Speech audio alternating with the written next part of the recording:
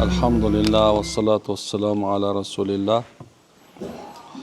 Bardық мақтаулар Алла Тағалаға болсын, пайғамбар Мұхаммад Мұстафа саллаллаху алейхи вассаламға. Андан кейін сүйікті пайғамбар саллаллаху алейхи вассалам өзінің осияттарында ушундай дейт: "Ман хазана лисанаху сатараллаху ауратаху, ва ман каффа ғадабаху каффа Аллаху анху адабаху яумал қиямати, ва ман тазара илаллах қабилаллах удра." Демек, мындай екен. Ең қысқасы.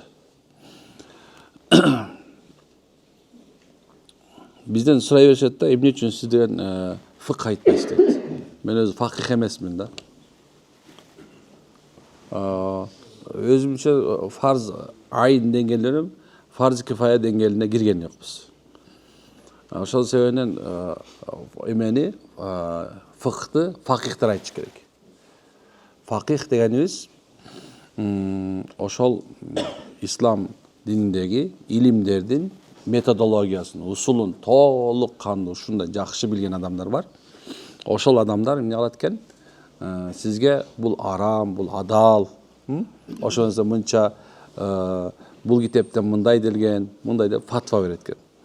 Пайгамбарыбыз айтат: ким илимсиз фатва берген болсо, кыямат күнү ошол берген фатвасы үчүн жооп берет деген туурабы.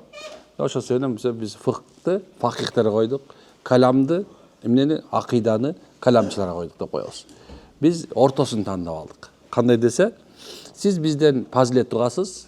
Пазилет дегенибиз ар бир амалдын пайдасын угасыз. Дейсиз да, анан ушул амалды мен кантип эми туура аткарам деп анан факихка барасыз. Анан факихка барасыз, ал адам сизге могул парз, могул важип, могул сүннөт, могул мустахаб деп бөлүп берет. Анан эми билип аласыз да, эми ушунда акыйдадан адашып кетпейин деп эмне кылат экенсиң? Анан каламчы барып, канткенде ону адашып кетпейин деп сурайт экенбиз. Макулбу? А биз болсо сизге иншалла пазилет айтып беребиз. Пазилет демлестер, ар бир амалдын пайдасы, машалла. Демек, бул жерде айтып аткен, "Ман хазан лисана сатараллаху ауратаху", ким тилин сактаса дейт пайгамбар айтат. Ким тилин сактаса, Алла анын айыбын жашырат дейт.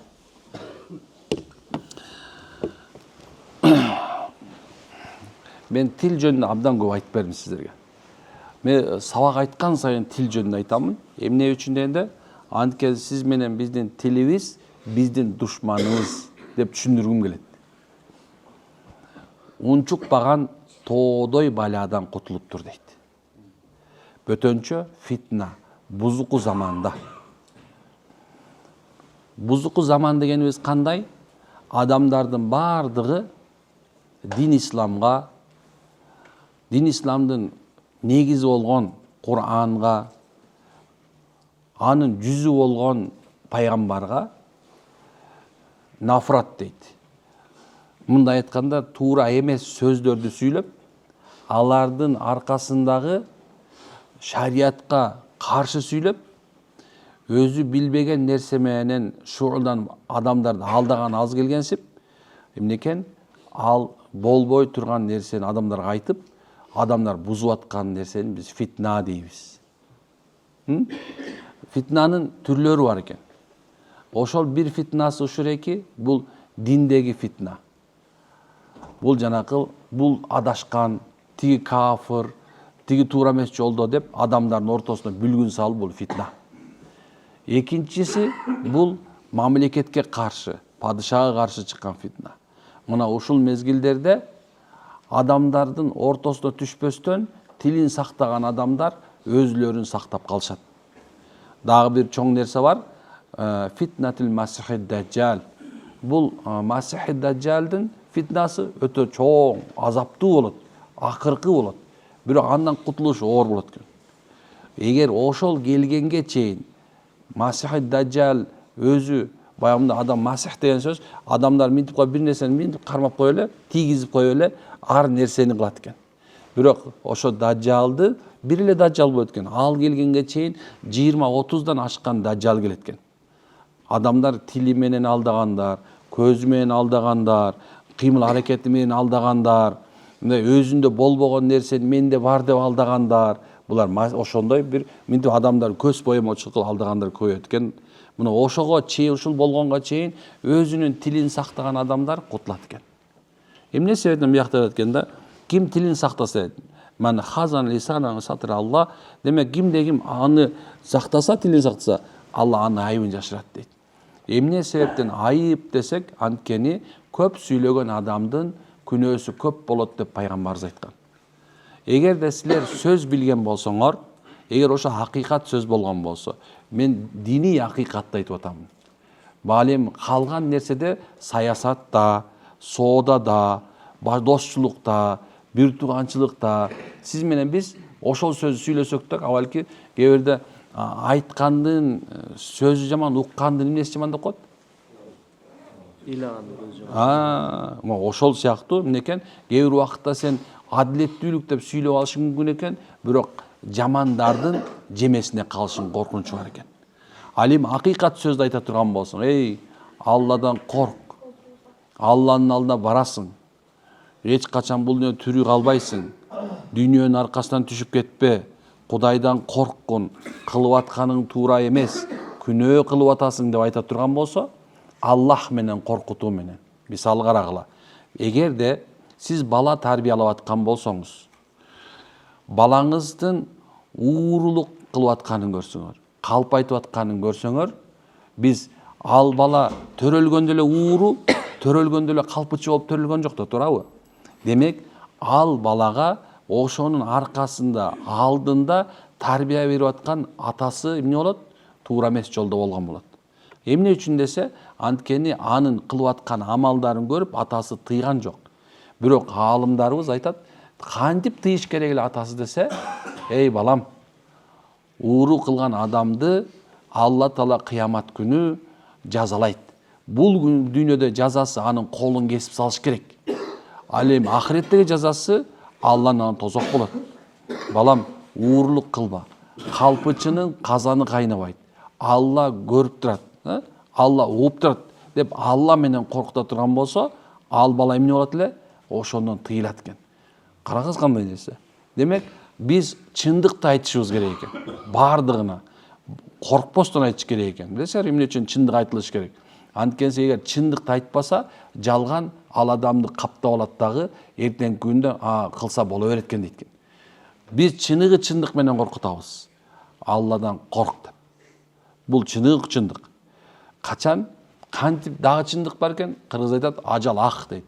Сен да өлөсүң, мен да өлөбүз. Алланын алдында тараза бар дейт экенбиз. Мына ушинтип сүйлөгөн тилдер Алланын жакшылыктарына ээ болот экен. Бирок чынды жалганга окшоштуруп, жалганды чынга окшоп сүйлөгөндөр кыямат күнүнүн бир акыр замандын бир белгисинен болот. Көп адамдардын динди жабынып, дүнүйө табатканын көрө тургандыгы жөнүндө пайгамбарыбыз айткан уже. Алардын кийимдери ушунча жука, тилдери ушунча таттуу болот деген. Бирок алар үчүн шайтан аларга өзүнүн кылып аткан ишин жакшы көрсөтүп, ахиретин унуттуруп коет деген. Караңыз кандай. Демек, бул болуп аткан нерселер жөн эле болуп аткан жок экен. Чыныгы Кудайды тапкан, пайгамбарыбыздын жолунда жүргөн адамдар үчүн чындык чындыктай болот экен, жалган жалгандай болот экен. Түшүнүктүбү? Карагыла. Алла айыбын жашырат деген ушул. Тилиңди бирөөнүн айыбын көргөндөн сактасаң, Аллах сенин айыбыңды сактайт. Деген сөзгө келебиз эми. Мен бул жөнүндө көчө айтып бердим. Бирок айтайын десем, ушуну сактагыла. Этият болгула. Кыргызда тилде сөөк жок деген турабы? Карасаң, тил кесмек бар экен. Бирок баш кесмек жок экен. Баш кесмек бар экен, тил кесмек жок экен. Эмне себептен десе, анткени булдан чыгып кеткенден кийин бул же чындык болуп сайылат, же жалган болуп чабылат. Көрдүк кандай? Ошо сени мына бул тилди дайыма чындыкты иштеткенге аракет кылгыла. Чындык ушундай да, аябай ачуу болот. Бирок анын мөмөсү таттуу болот. Чындык ачуу болот. Мына бүгүн сен калп айтканда бир ошо чындыкты айтып саласың, анын аркасынан сен таттуу мөмө көрөсүң. Пайгамбарыбыз айтат, момун чындыкты айта берет, акырында анын пешенесине чынчыл деп жазылып калганга чейин дейт. Ал эми жалганчы жалган айта берет дейт. Анын пешенесине кадзаб, жалганчы деп мөөр басылып калганга чейин. Ошол себептен азыркы заманда фитналуу, бузукулуу, коркунучтуу деп коебуз азыркы мезгилде.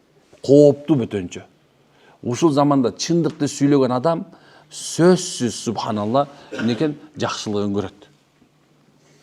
Сөзсүз жакшылыгын көрөт. Унутпагыла. Алланын жардамы ошол чындыкты сүйлөгөн, тилин сактаган адамдарга экен. Анан айтып аткен, ким дейт пайгамбарыбыз айтып аткен, "Ваман каффа гадаба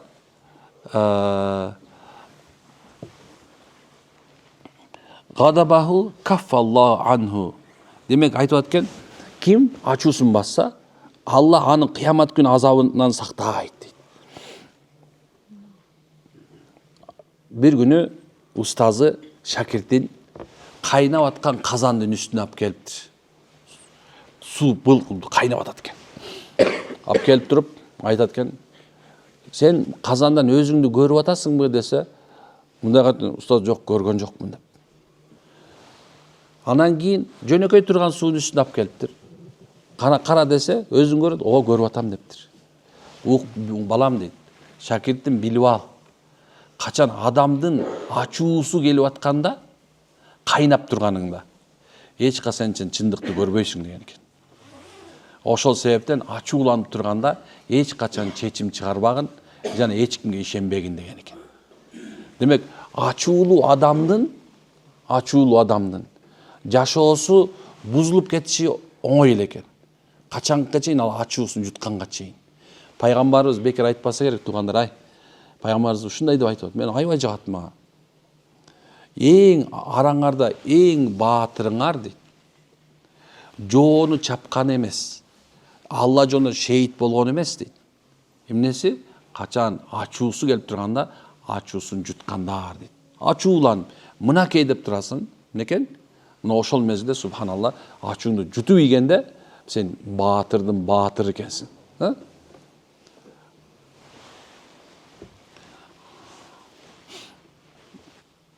Ачуулук. Кээ бир адамдар айт го, мен ачуумду баса албайм дейт го. Мен жок, кармай албайм.